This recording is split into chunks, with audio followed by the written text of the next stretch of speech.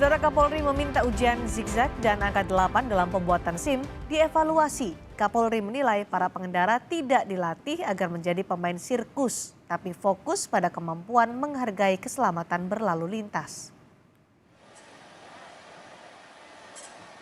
Kapolri meminta praktik ujian SIM bagi pengendara sepeda motor dievaluasi.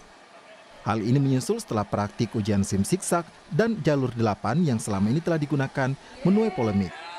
Kapolri menekankan praktik ujian SIM fokus pada kemampuan pengendara menghargai keselamatan berlalu lintas.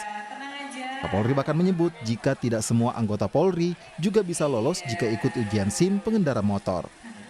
Saya kira ini yang di sini kalau ujian saya uji dengan baterai tes yang ada ini, mungkin dari 200 ini yang lulus paling 20. Benar nggak?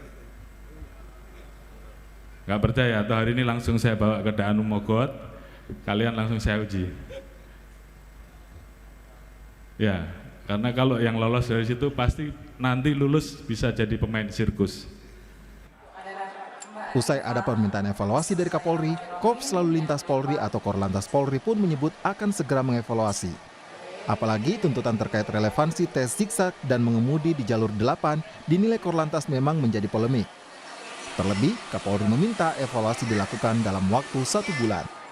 Ya, kita akan mengkaji, mengevaluasi bentuk ujian praktek lagi, khususnya di angka 8 sama zigzag itu.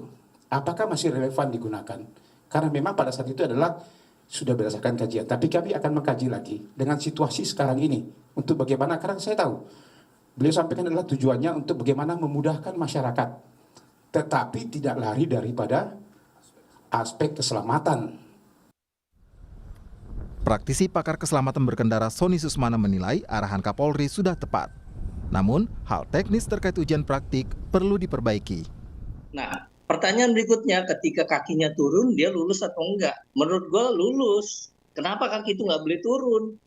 Boleh dia turun, hanya di mana dia berhenti dan kaki apa yang dia turunkan. Nah, ini yang justru kurang menurut gue adalah soft kompetensinya. Bagaimana si masyarakat ini punya keterampilan dalam mengontrol emosi, ini penting banget nih. Kemudian dia taat aturan baru lintas, dia paham di mana dia harus berhenti, kemudian dia bisa membaca rambu-rambu yang ada di jalan, kemudian berikutnya dia sadar dan mampu melihat potensi bahaya. Hingga saat ini, ujian bagi pengendara SIM terdiri dari ujian teori, ujian keterampilan, dan ujian praktik. Tim Liputan, Kompas TV.